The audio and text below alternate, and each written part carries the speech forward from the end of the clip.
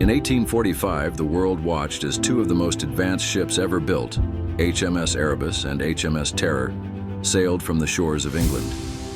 Their mission, to conquer the final unnavigated section of the Northwest Passage, a fabled route through the Arctic. At their helm was Sir John Franklin, a seasoned officer leading a hand-picked crew of 128 men.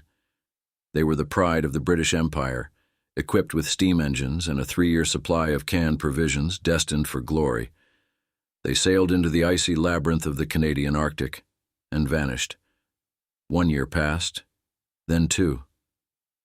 The silence from the top of the world became a deafening roar of concern back home. A massive search was launched, one of the largest in history.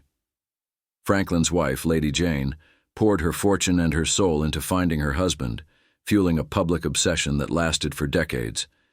But the Arctic guards its secrets well. For years there was nothing. Then, in 1850, the first grim discovery was made on Beechy Island. 3 lonely graves, the final resting place of crewmen who died during the first winter. It was a somber clue, but it told them nothing of the fate of the other 125 men. The real horror began to surface through the stories of the local Inuit people. They spoke of desperate, starving white men stumbling southwards through the snow, their faces blackened by frostbite. They spoke of madness, of men falling as they walked. And they spoke of the ultimate taboo, evidence of cannibalism among the crew, a truth so shocking that Victorian society refused to believe it for years. The mystery endured for over a century and a half, a ghost story whispered among sailors and historians.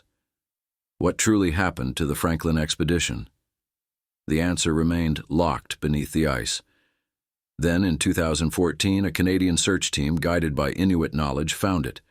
A ghostly shape on the sonar screen resolved into the impossible, the wreck of HMS Erebus, sitting upright on the seabed, almost perfectly preserved in the frigid water.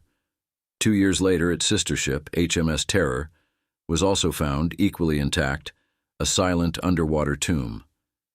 With these discoveries, the final tragic chapter of the story could be written. Forensic analysis revealed the truth. The crew's canned food, their key to survival, was their poison. The tins were sealed with lead solder, which leached into their food, slowly poisoning the men, leading to paranoia, weakness, and madness. Weakened by lead, plagued by scurvy and botulism, and trapped in the worst ice conditions in years, their fate was sealed. They abandoned their ice-locked ships in a desperate, doomed march for survival across the frozen wasteland. Not a single soul made it back. The Franklin expedition wasn't just a failure. It was a harrowing tragedy, a story of imperial hubris clashing with the unforgiving power of nature.